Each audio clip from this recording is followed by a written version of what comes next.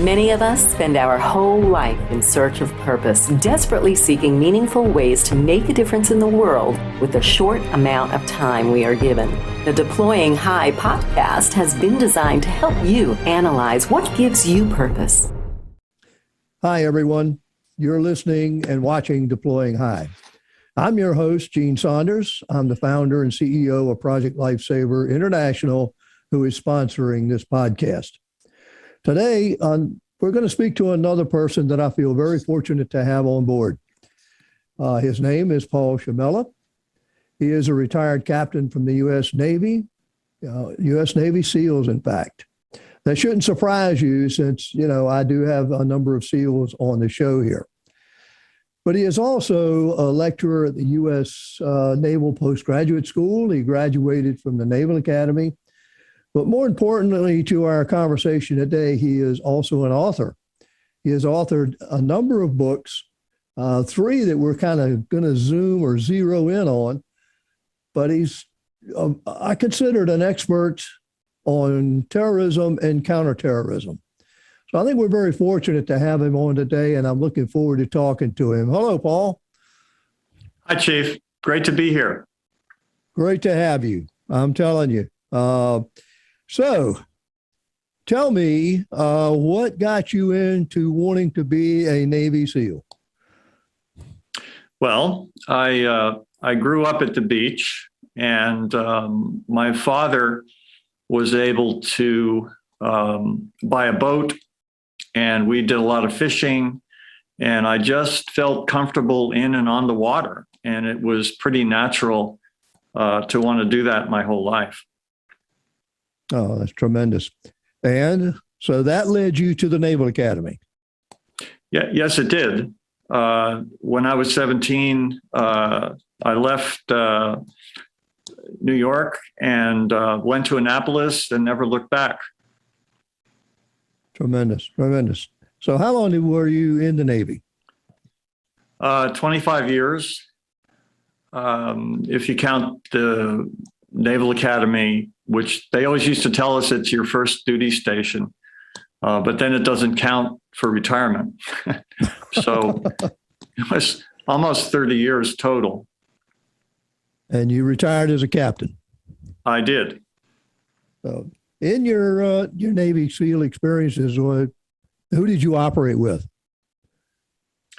Well, I was, first of all, I went to the fleet right out of school. So I did a couple of years on a destroyer, and that further convinced me that I wanted to be a frogman.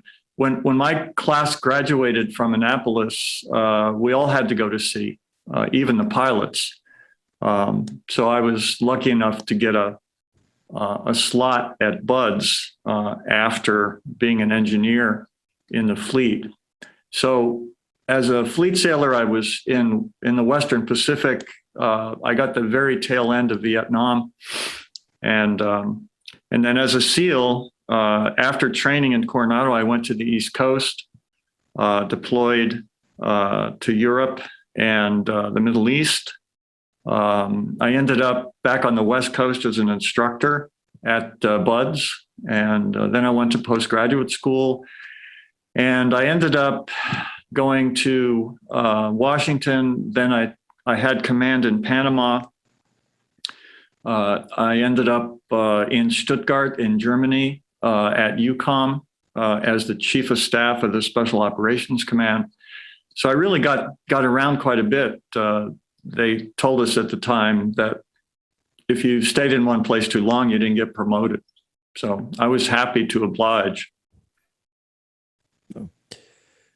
So you kind of, being in the Naval Special Operations, you did a lot of work with counterterrorism, and it seems that carried over after you retired. Is that right? It did. I had some practical experience, not nearly as much as the people in the teams have today. I unfortunately retired before 9/11. I couldn't get back in. In fact, they didn't really take anybody. But I took the experience I had, and I ended up teaching at the Naval Postgraduate School, and I had to make the transformation from being an operator to being a teacher. And that wasn't as easy as I thought it would be. But I ended up in a very good position to teach national security affairs, terrorism, maritime crime, and organized crime generally to audiences all over the world. I was in a seminar program, and we ended up in places like Mongolia and Madagascar and everything in between. So it was pretty intense and pretty exciting for me. It wasn't quite as exciting for my wife. She thought that when I got out of uniform, I would stop traveling. So there it is. I can empathize with that, most certainly. So, all right, now you've retired from the Navy. What got you into wanting to be a writer of books? Well, I always wanted to write, and my mother was an amateur writer who never was published in the formal sense, but inspired me to write. I never had the time to do it. When I was in the Navy, my wife and I did some travel writing, got published a few times in the Stars and Stripes, but I really had an itch to scratch, and I had to wait until I got out of uniform.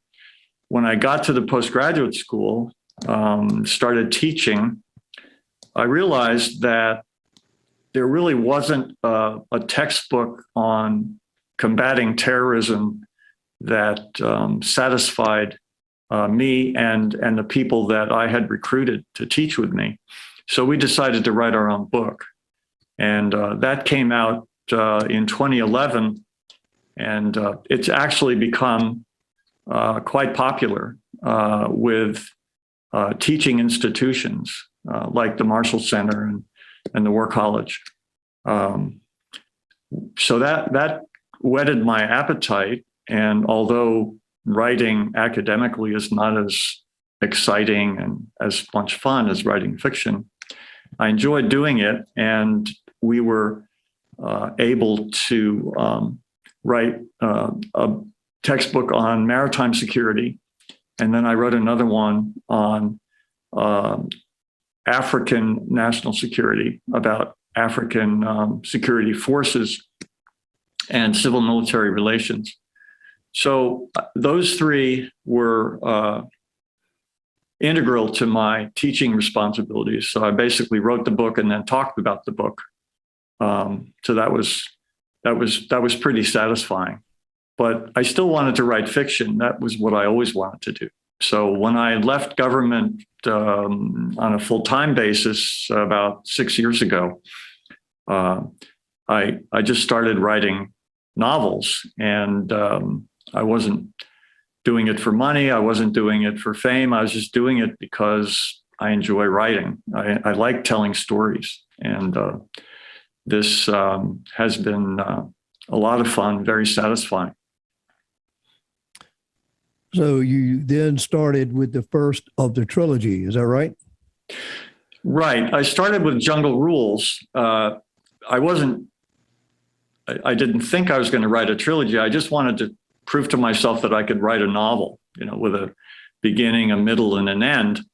I wanted to write something based on my experience, but also something that incorporated a lot of the ideas that I had been teaching in my second career. So that's why I call these thrillers to make you think. What I wanted to do was leave the audience with issues to think about. So my characters are trying to solve problems through violent means as well as nonviolent. But nothing is simple. I always tell people, if someone tells you that a problem is simple, then you should run as fast as possible in the opposite direction. So I wrote Jungle Rules, and then I thought to myself, well, that was a lot of fun. That was great. So I decided to write a sequel, and the sequel is A More Perfect Union, which you're in the process of reading. That's completely different, but uses a lot of the same characters. And again, I wanted to leave the reader with something to think about, and I'll let the readers let me know whether I did that. And then I decided after A More Perfect Union that I really needed to go back to the beginning and write a prequel that explained how Carl and his men ended up as mercenaries, working for CIA and some others. And so I needed to fill in all that background. So I went back to Panama and made all of them active duty Navy SEALs and gave them a huge problem to solve by tactical means. And I wanted to do that also because some of the characters didn't make it to the end of the second book.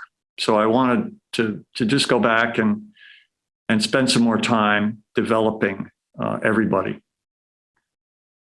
So actually, if you wanted to read it in order, what is it? The Dictator book would be the first?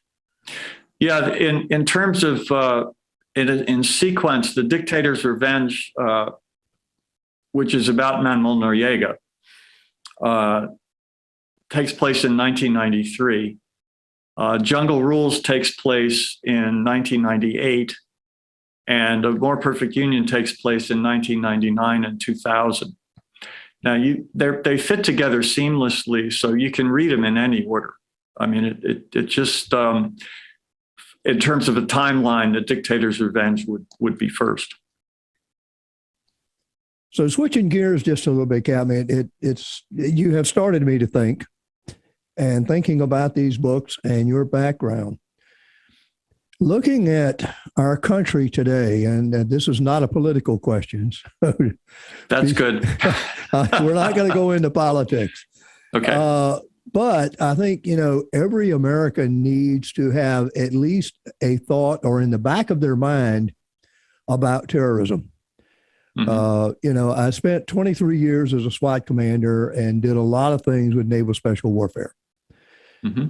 And the one thing that I learned and was ingrained is many of our citizens have this idea that it won't happen here. Well, 9/11, I think, definitely showed us that it can happen here and will happen here. But I think now we've gone, or I see a lot of our citizens morphing back into that sleepy state because we haven't really had anything since 9/11.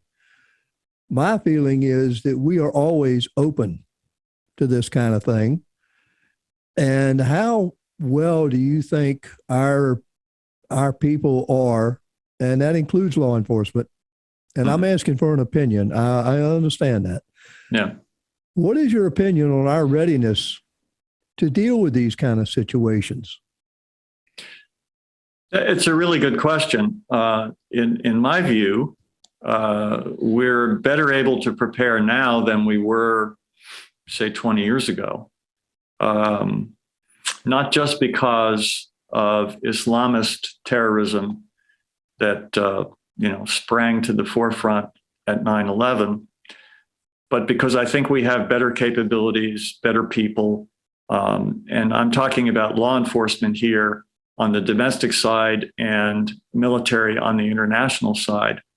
The takedown in Syria just last week is a good example of the kinds of capabilities that we've developed, and they're the best in the world, and they're probably going to stay that way.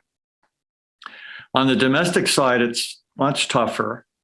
I remember I was stationed in Germany in 1995 when Timothy McVeigh bombed the Murrah Federal building in Oklahoma City. And I remember how most Americans and even people in government looked to the Middle East before they found out that it was somebody from the heartland who did this. So we have to look both ways for countering terrorism. I would say it's more difficult on the domestic side. We don't have, as you well know, we don't have the statutory groundwork for treating domestic terrorists the way we treat international terrorists. They get a lot more latitude from our law enforcement authorities. But for a more perfect union, I wanted to talk about domestic terrorism. So I set the story in 1999, which is 4 years after the Oklahoma City bombing and 2 years before 9/11. I didn't want awkward references to 9/11, and I didn't want the readers to be confused between Islamist terrorism and domestic terrorism. So we have to look both ways. And as a democracy, we're already not as well prepared to counter terrorism as some other countries that are not as democratic. Democracies are, I think, the best form of government, but they are the slowest to react to threats. Once they do well, but it's difficult to mobilize, excuse me, the force is necessary to counter the threat. I had a list one time of the countries in the world that had the least likelihood of having to deal with terrorism, and North Korea was right there at the top. Well, I think I can understand why. Yeah. And a lot of our citizens, and I'm glad we're bringing this into focus here, because I think it's a very important topic, especially now in these days and times. A lot of people don't understand why law enforcement may not be as quick to respond. And I think you touched on it because of, well, the freedoms that we enjoy, and law enforcement can't encroach on those freedoms and shouldn't encroach on those freedoms. So Right. A lot of these people can move around easier within society and do things that in somewhere like North Korea, they'd be noticed in a minute and picked right up. And then the other thing is you hear a lot of people start talking about, well, we have the military, they can deal with domestic terrorism. And I think many of them are not aware of such laws as statutory things as posse comitatus, which says, no, they can't. They can't operate on domestic soil. So the only really federal response team that we have in law enforcement that can respond, and then they have to do it on request, is the FBI hostage rescue team. Right. So, those are the kind of things that I think people need to understand about how the U.S. deals with terrorism and domestic terrorism. But sometimes I feel like we're on the cusp of possibly having to deal more with domestic terrorism than we are international terrorism, because I think we have international focus. We're watching them a lot closer. Not saying it can't happen. Right. But I think, and so what is your thought on that? I agree. We've spent a lot of time and a lot of money and a lot of training to develop these international counterterrorism capabilities, and the capacity that we have is enormous. But we have always taken domestic terrorism the way we used to take international terrorism, which was it, as you said, it can't happen here. Well, it is happening here, and in small ways, but the potential is there to have even catastrophic acts of terrorism perpetrated by American citizens, with or without external support.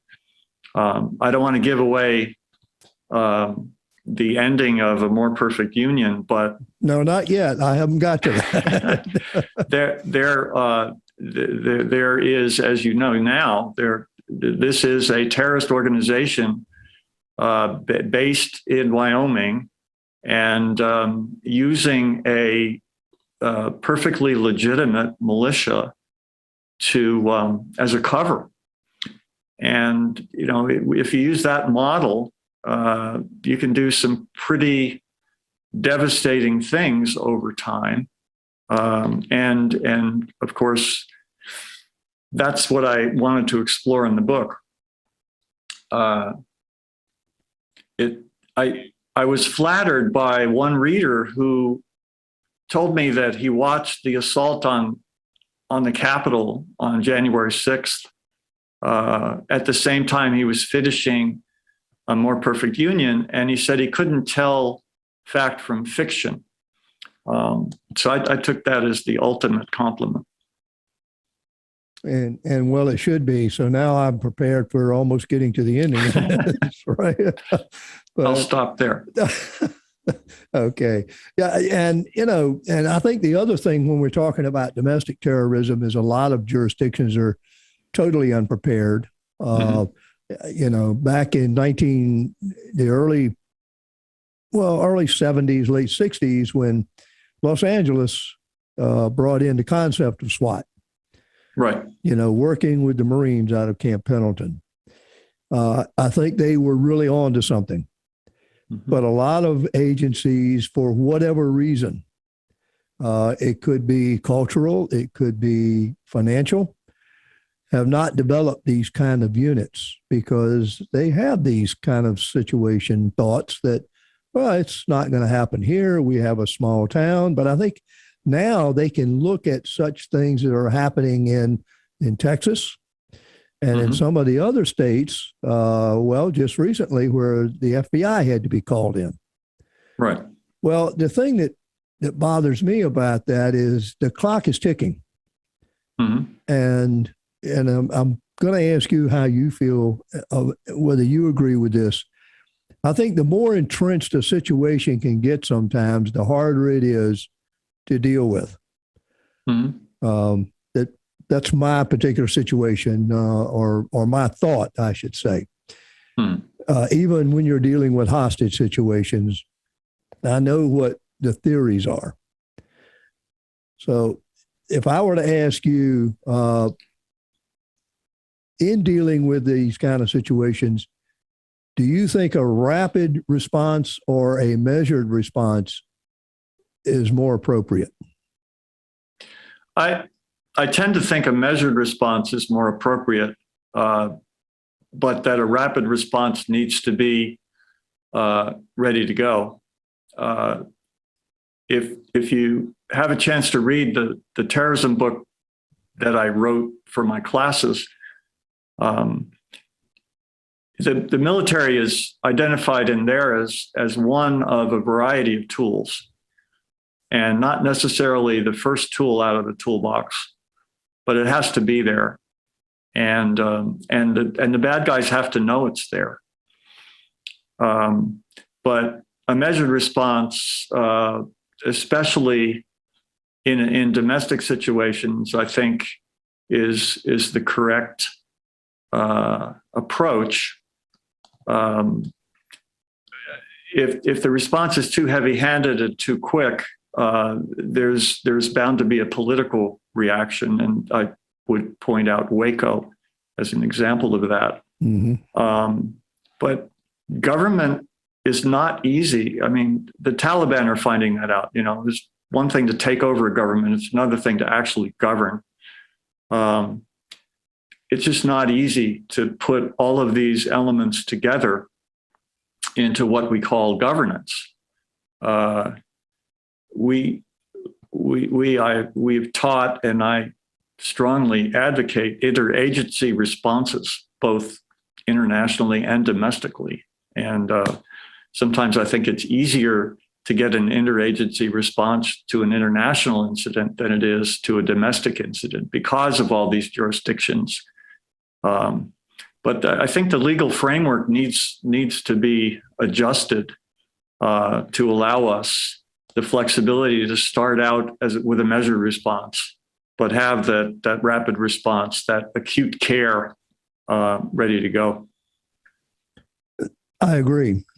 And I think the other thing that hinders some of the counterterrorism planning and response is the lack of knowledge or the unwillingness to learn at the top levels of law enforcement. And I'm talking about individual law enforcement agencies. Mm-hmm. You know, they become, and I'll probably get skewered for this one, but, I think they tend to look more at a reactionary. And when I say that, if we plan on this, if we look at this, then they're going to think that we are going to be overreactionary. Mm-hmm. Or maybe the culture is not going to support it. Right. But, I think they've got to have, as you mentioned, the tool in the toolbox. And I think that's one of the tools they absolutely need. What is going to be their response to a situation such as this? Mm-hmm. We have, I think a lot of people view terrorism situations, well, it's a bombing. That's a terrorist situation. Well, that's not the only terrorist situation around. Right. It could be hostage taking. It could be a barricaded subject like the one we just had.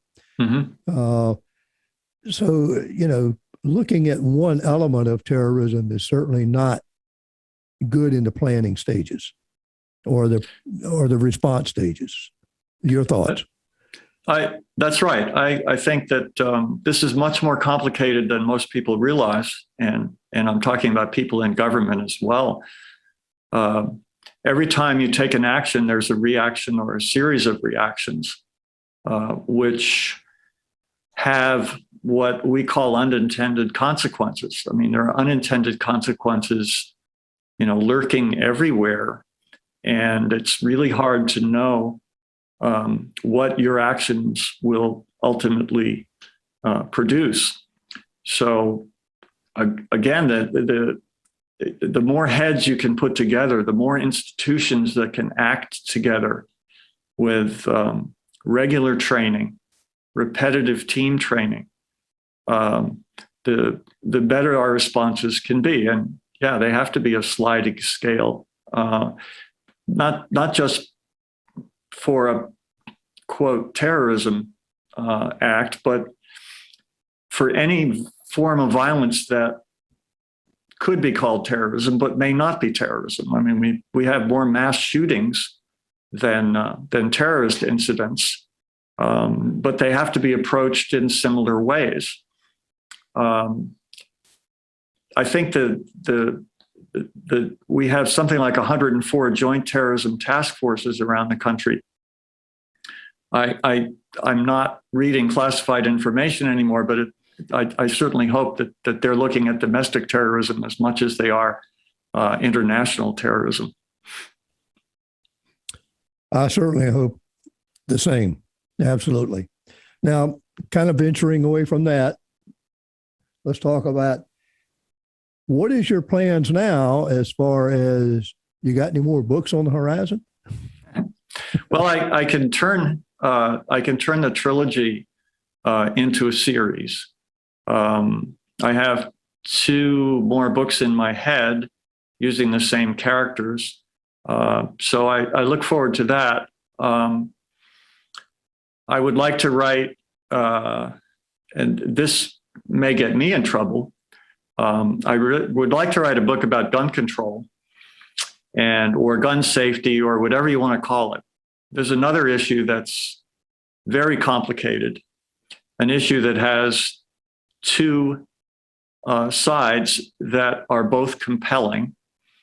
I'd like to put at least some of my characters into a story about trying to find a solution that satisfies both sides. And you can too. I mean, I can argue both sides with equal enthusiasm, but something has to happen.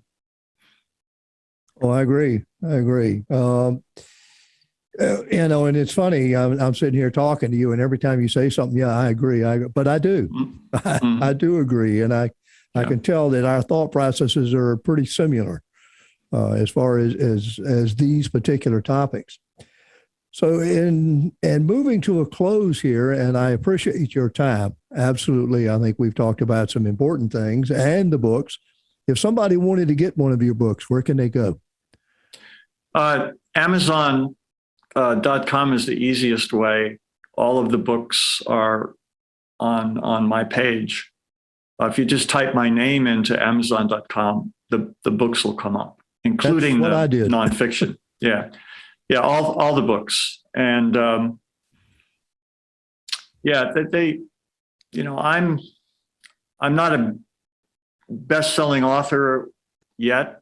You should be. As a new author, it's hard. Writing fiction is easy compared to marketing fiction.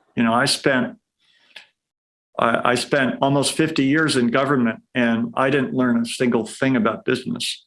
So it's always a challenge. So I'm very happy to talk about my books, and I appreciate your giving me this opportunity. No, I'm more than happy to talk to you about it, and I can empathize with what you say about going into business, because I was a cop, and I started a nonprofit, and I learn every day, not only what I should do, but what I shouldn't do. So, right. And those are on the job lessons, which I know you know and can appreciate, how resounding they can be sometimes. We have been talking to Paul Shemella. He is a retired Navy Captain SEAL, and he is an author. He has authored counterterrorism books. He has lectured at the Naval Postgraduate School and a graduate of the U.S. Naval Academy. He has a trilogy, and I am reading one of them called A More Perfect Union, about terrorism, and most often counter or domestic terrorism. I would hope that if you have not already heard of him, that now you have, and you go to Amazon and get his books.